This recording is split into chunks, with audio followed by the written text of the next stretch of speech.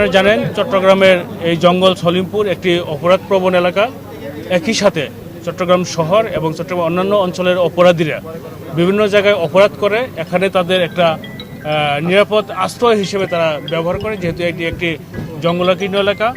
এবং এছাড়াও এখানকার যে ভূমির বৈচিত্র্য সেটাকে কেন্দ্র করে এখানে কিছু ভূমি অপরাধী, কিছু পরিবেশ অপরাধী এখান থেকে তৈরি হয়েছে। সার্বিক বিষয়ে এই সকল অপরাধীদের বিষয়ে আমরা আজকে ভোরবেলা থেকে একটি অভিযান শুরু করেছি। এখানে বাংলাদেশ পুলিশ, বাংলাদেশ সেনাবাহিনী, বিজিবি, র্যাব সহ আমরা যৌথভাবে একটি কর্মপরিকল্পনা তৈরি করে আমরা অভিযানটি শুরু করেছি এবং অভিযানটি চলমান রয়েছে। ইতিমধ্যে বিভিন্ন জায়গায় সন্দেহপ্রবণ এলাকায় তল্লাশি করা হয়েছে, এখানে কয়েকজন অপরাধীকে গ্রেপ্তার করা হয়েছে।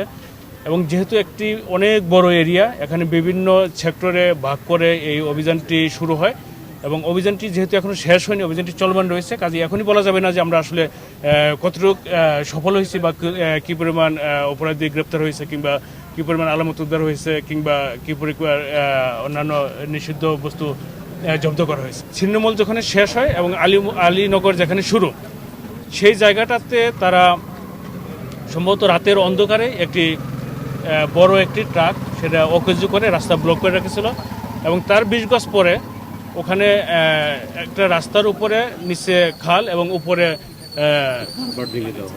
উপরে কিছু স্ল্যাব লাগানো ছিল। সেটা তারা সম্প্রতি সম্ভবত ভোরবেলা কিংবা গত রাত্রে এই কালভার্টটি ভেঙে দিয়েছে, যাতে করে আমরা আইন শৃঙ্খলা রক্ষাকারী বাহিনীর কোনো গাড়ি যাতে কিংবা এই অভিযান যাতে ফলপ্রসূ না হয় তার বাধা সৃষ্টি করছে। বাট পরবর্তীতে আমরা সেই কালভার্টের ওই খালটা আমরা ভরাট করে ইট বালি সিমেন্ট দিয়ে ভরাট করে তারপর আমরা আমাদের যে যানবাহন আছে সেগুলো আমরা নিয়ে যেতে ওখানে সক্ষম হই। সকল বাহিনী মিলে আমরা 3000-এর অধিক সদস্য, অফিসার এবং ফোর্স এখানে মোতায়েন আছে এবং তারা সকলেই অক্লান্ত পরিশ্রম করছে। আসলে যারা অপরাধী, যাদের বিরুদ্ধে ইতিপূর্বে মামলা হয়েছে, যাদের বিরুদ্ধে ওয়ারেন্ট আছে বা যারা প্রকৃত মাদক সেবনের সাথে জড়িত কিংবা সন্ত্রাসী যারা, তাদের বিরুদ্ধে মূলত অভিযান, তাদেরকে আমরা খুঁজছি।